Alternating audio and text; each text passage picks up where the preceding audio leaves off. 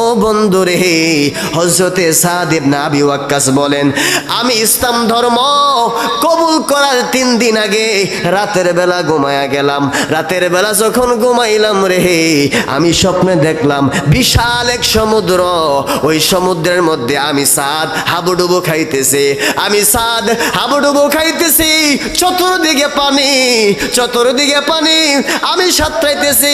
এমন এক অবস্থায় একদিকে সামনের দিক দিয়ে দেখতেছি একটা চাঁদের আলো দেখা যায়, চাঁদের আলো দেখা যায়। আমি ওই চাঁদের আলোটারে ফলো কইরা আমি আস্তে আস্তে হাত দিয়া পা দিয়া নাড়াইতে নাড়াইতে ওই সমুদ্রের মধ্যে সাঁতরাইতেছি ওই চাঁদের আলোটা ধরার জন্য। আমি যখন চাঁদের আলোর কাছে গেলাম গো, আমি যখন ওই চাঁদের কাছে গেলাম, আমি গিয়ে দেখলাম আমার আগে আরো 3 জন গিয়া হাজির হইয়া রইছে। আল্লাহু আকবার বলে। ও আটেহরার বন্ধু, ইমানটারে কিভাবে বাঁচাইবেন? আজকে ওয়াজ বাড়ি নিয়ে যাইতে হবে রে বন্ধু। আমার ছেলে কলেজে পড়ে, ভার্সিটিতে পড়ে রে। ইসলামী স্কলার নামে কিছু আলেম বের হয়েছে যারা ইমানের স্লোগান দিয়ে ইমানটারে হরণ করে, ঠিক কিনা বলেন? তার দাড়ির কোনো অভাব নাই, পাগড়ির কোনো অভাব নাই, মুখের মধ্যে দাড়ি আছে, মাথার মধ্যে পাগড়ি আছে রে আব্বু। মাথার মধ্যে পাগড়ি, মুখের মধ্যে দাড়ি, জুব্বা পইরা রইছে, বিশাল বড় আলেম। এমুক থেকে অমুক থেকে ডিগ্রি নিয়ে আসছে, আইসা মসজিদের মধ্যে মিম্বরের মধ্যে দাঁড়ায়া আমার নবীর বিরুদ্ধে কথা কয়, আছে না নাই? আরো জোরে বলেন, আছে না নাই? আমার ছেলে সন্তান আজকে বিপদে চলে যাচ্ছে, ঈমান হরণ হয়ে যাচ্ছে। কেন কেন? আমরা যারা বাবা মা আছি, এই সাদ ইবনে আবি ওয়াক্কাসের মতো যে ওয়াকিয়াগুলো আছে, তারা কেমনে এত ডেঞ্জারাস যুগের মধ্যে ঈমান রক্ষা করছে। আজকে তো সব কিছু একবারে সুলাইল্লা পায়া ফেলছে। এই সুন্নিয়তের জমিনটার আবাদ করতে বাবাজান কেবলার কম পরিশ্রম ক্ষতি করতে হয় নাই, ঠিক কিনা বলেন? এই জমিনের মধ্যে তাজা রক্ত ঢেলে দিছে রে আব্বু। আজকে এমন একটা খোলা মাঠের মধ্যে আমরা মাহফিল করতেছি, খোলা মাঠের মধ্যে আমরা যেমনি ইচ্ছা ওইভাবে স্বাধীনতার সাথে মুসলমানিত্ব পালন করতেছে, ইমানদারগণের প্রেম চর্চা করতেছে। এই জমিনটা অনাবাদ ছিল, এই জমিনটার মধ্যে বাতিল ফেরকা কিলবিল কিলবিল করতেছিল। জামানার মুজাদ্দেদের কদমের বরকতে আমাদের বাংলার জমিনের মধ্যে সুন্নিয়তের নবীর প্রেমের বাগান সাজাইছে। জুড়ে বলেন না সুবহানাল্লাহ। ও আটেহরার বন্ধু, হযরতে সাদ ইবনে আবি ওয়াক্কাস বলে, আমি যখন সাতরাইতে ওই চাঁদের কিরণের দিকে আগাইতে লাগলাম, ও আব্বু রে, আমি যখন ওই চাঁদের কিরণের কাছে গেলাম, আমি গিয়ে দেখলাম 3 জন মানুষ আমার আগে আইসা হাজির হয়ে গেছে। আল্লাহু আকবার বলেন, জোরে বলেন না সুবহানাল্লাহ। আরো জোরে বলেন না সুবহানাল্লাহ। হযরতে সাদ ইবনে আবি ওয়াক্কাস বলে, আমি গিয়ে দেখলাম আমার আগে 3 জন হাজির হয়ে গেছে। একজনের নাম হযরতে যায়েদ বিন হারেসা, আরেকজনের নাম হযরতে শেরখুদা মাওলা আলী, আরেকজনের নাম আমার নবীর শ্রেষ্ঠ সাহাবী হযরতে আবু বকর সিদ্দিক। একবার জোরে বলেন না সুবহানাল্লাহ। ও আমার বন্ধু, ও যুবক ভাই, আজকে বড় বড় হুজুরদের ডিগ্রিদারি কথা শুই না, পড়র পড়র ইংলিশ বলে, তাদের এই চলাকলা কৌশলে তোমার ধন সম্পদের বড় সম্পদ ইমানটারে হরণ করে নিচ্ছে। ও বন্ধু, আজকের এই আলোচনা ইমান রক্ষার জন্য, ইমান কিভাবে টিকায় রাখবেন। শত বাধা আসবে রে আব্বু, সম্পদের উপর আঘাত আসবে, জানের উপর আঘাত আসবে, মালের উপর আঘাত আসবে। মা তোমার বিপক্ষে যাইতে পারে রে, বাবা তোমার বিরুদ্ধে অবস্থান নিবে, সমাজ তোমার বিরুদ্ধে চলে যাবে, রাষ্ট্র তোমার বিরুদ্ধে কথা বলবে। আমার নবীর প্রেমের কাছে মা বাবা কোনো জায়গা পাবে না। আওয়াজ করে বলেন না আল্লাহু আকবার। হযরতে সাদ বিন আবি ওয়াক্কাস বলে, আমি 3 দিন আগে ইসলাম ধর্ম গ্রহণ করার 3 দিন আগে রাত্রিবেলা এই স্বপ্ন যখন দেখলাম, স্বপ্ন দেখা শেষ হইল, আমি রাতের বেলা ঘুম থেকে উঠে গেলাম গো। আমি 1 দিন 2 দিন 3 দিন আমি খবর পাইলাম আমার দয়াল নবী মায়ের নবী গোপনে গোপনে ইসলামের দাওয়াত দিতেছে। জুড়ে বলেন না সুবহানাল্লাহ। গোপনে গোপনে ইসলামের কার্যক্রম চালায়া যায় রে। আমি একটা এই মনের মধ্যে চিন্তা করলাম, আমার তো এই হানাহানি ভালো লাগে না। সন্তানটা, মা মেয়ে সন্তানটা যখন জীবন্ত হয়, জীবন্ত কুরবান দেলা মাটির মধ্যে চাপা দেয়ালায়, মা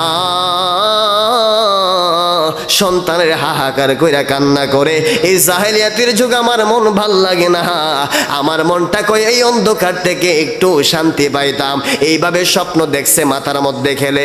কি স্বপ্ন দেখলাম রে, কি স্বপ্ন দেখলাম আমি, এর সলিউশন কোথায় পাবো? 1 দিন যায়, 2 দিন যায়, 3 দিন যাই রে বন্ধু। 3 দিনের মাথায় খবর পাইছে আমার নবী গোপনে গোপনে ইসলামের দাওয়াত দিচ্ছে। আমার নবীর কাছে গোপনে গিয়া দেখে গিয়া রে বন্ধু, দেখে আমার নবীর কাছের মধ্যে হযরতে যায়েদ বিন হারেসা, হযরতে মাওলা আলী শেরে খুদা, হযরতে সিদ্দিক আকবর বৈশা রইছে।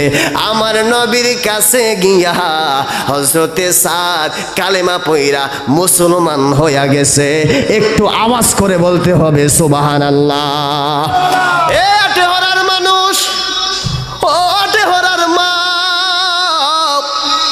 তোমার সন্তানদের ইমান শিক্ষা দাও, নতুবা তোমার সন্তান এই যে কত রাস্তা আছে, ওয়াহাবিদের রাস্তা, খারিজদের রাস্তা, রাফিজির রাস্তা, শিয়ার রাস্তা, কাদিয়ানীদের রাস্তা, আহলে হাদিস জামাতে ইসলাম, এত শত দলের ফিতনা ফাসাদের মধ্যে যদি ইমানটারে টিকাইতে চাও রে, ইমানের পরে আকীদা শিক্ষা দেওয়া লাগবে কি লাগবে না? লাগবে কি লাগবে না? ও আব্বু, হযরতে সাদ আমার নবীর প্রেমের মালা যখন গলায় পরলেন, আমার নবীকে বললেন, ইয়া রাসূলুল্লাহ, ইয়া হাবিবাল্লাহ, আমি এমনে এমনে একটা স্বপ্ন দেখছিলাম গো নবী। ও নবীজি, আজকের এই স্বপ্নের বাস্তব প্রতিফলন হলো। আমার কাছে যে আসছো, ওই যে দেখছিলা তুমি চাঁদের কিরণ গিয়া দেখছিলা, চাঁদের কাছে 3 জন লোক দাঁড়ায় আছে, হযরতে যায়েদ বিন হারেসা, হযরতে মাওলা আলী, সিদ্দিক আকবর। এখন দেখো আমি হইলাম ওই চাঁদ, আর 3 জন যে আছে দেখো এখন আছে, তুমি 4র্থ নাম্বার মুসলমান হয়ে গেলা। আল্লাহু আকবার বলেন না।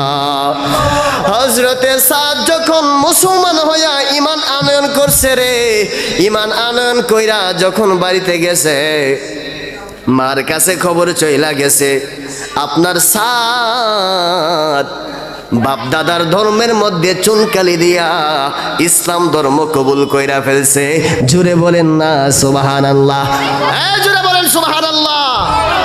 মা যখন খবর জানলেন, মুখটা বেজার হয়ে গেল রে, মুখটা বেজার হয়ে গেল। সন্তান যখন বাড়িতে আসলো, বলল, সাদ তোমার একটা কথা কই। কি কথা? তুমি কেমনে পারলা তোমার বাপ দাদার ধর্মরে ত্যাগ কইরা মুহাম্মদের ধর্ম কবুল করতা? কেমনে কি করলা? আম্মা জান, আপনার কাছে কেডা কইছে? এমুকে বলছে। সত্য বলছে। আমার নবী রাহমাতাল লিল আলামিনের প্রেমের কাছে আমি কালেমা পয়রা ইমানদার হয়ে গেলাম গো আম্মা। জোরে বলেন না সুবহানাল্লাহ। হযরতে সাদের মা ডাক দিয়া কই, সাদ, ও সাদ, তুমি কেন মুসলমান হইলা গো?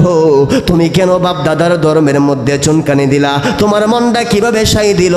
বাপ দাদাদের যে ধর্ম পালন কইরা আসছে, ওই ধর্ম ত্যাগ কইরা কিভাবে তুমি মুহাম্মদের ধর্ম কবুল করলা? আমার একটু বলো না, কেমনে পারলা, কেমনে পারলা?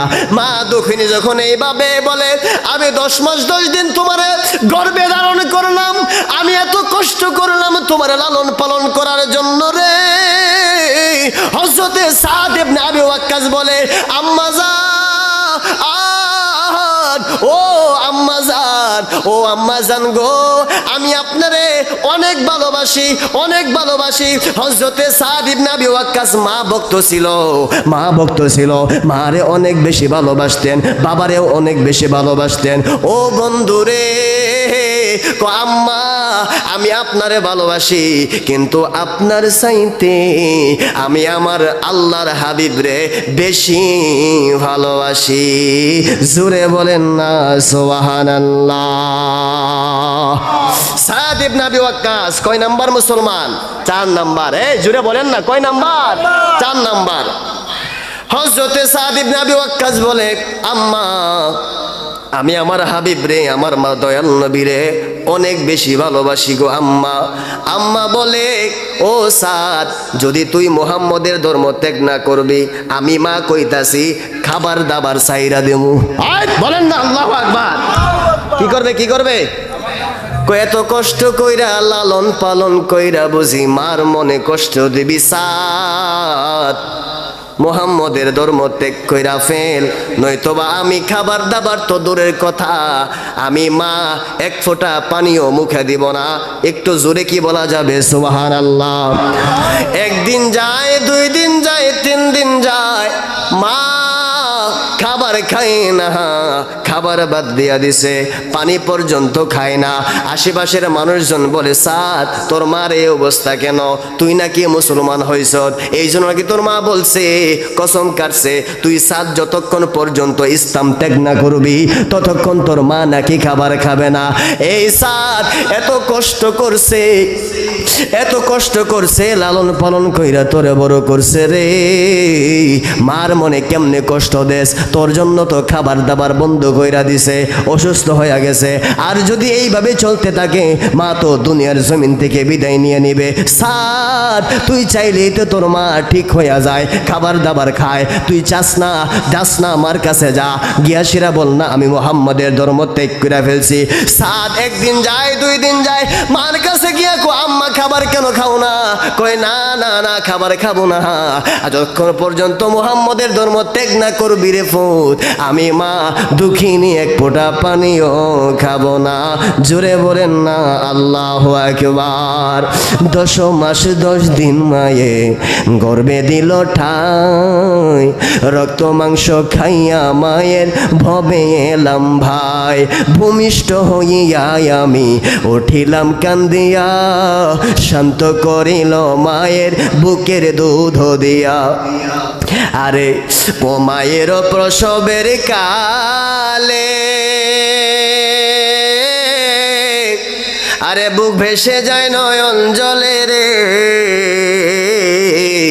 মায়ের প্রসবের কালে বুক ভেসে যায় নয়ন জলে রে, অমা সন্তানের লয়া কোলে ভুলে প্রসব যন্ত্রণা, দুঃখের দরদি আমার জনম দুঃখী মা, গর্ভধারিণী মা, জনম দুঃখিনী মা, দুঃখের দরদি আমার জনম দুঃখী মা। আমি মা এক ফোঁটা পানি খাইতাম না রে, তুই সাত যতক্ষণ পর্যন্ত ইসলাম ত্যাগ না করবি আমি মা এক ফোঁটা পানি খাবো না। জোরে বলেন না আল্লাহু আকবার।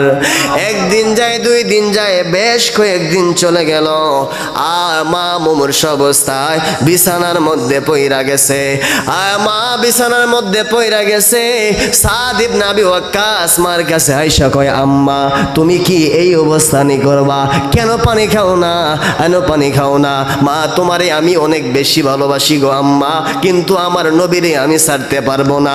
মা এটা মাইনা নাও। মা কো মানতে পারতাম না, তুই মুহাম্মদের ধর্ম বাদ দিলা। নাউজুবিল্লাহ বলেন। আজকে যদি কেউ আইসা কয় রেজবিরে বাদ দিল, আপনারা কি বাদ দিলাইবেন নাকি? হ্যাঁ বাদ দিবেন? যদি বলে রেজবিরে বাদ দিয়ে দাও, রেজবি মানা যাবে না, মানা লাগবে না, আমরা কি বলবো? আচ্ছা বাদ দিলাইলাম, এটাকে বলবো? জান যাবে, জান যাবে, জান দিব, প্রয়োজন হইলে কল্লাও দিব, কিন্তু মুর্শিদ কেবলা রে এই দিল থেকে সরাইতে পারবো না। আল্লাহু আকবার বলে। মানুষের কথায় কি আসে যায়, মানুষ তো বাদ দিলাম, মা ছেলের সম্পর্ক এর চাইতে এত আন্তরিকতার সম্পর্ক দুনিয়ার মধ্যে আর নাই। মা যখন বলে বাদ দে, ছেলেকে আম্মা বেশি ভালোবাসি আমনেরে, কিন্তু এই কথা কইেন না আমার নবীরে আমি বাদ দিতে পারতাম না। জোরে কন্যা সুবহানাল্লাহ।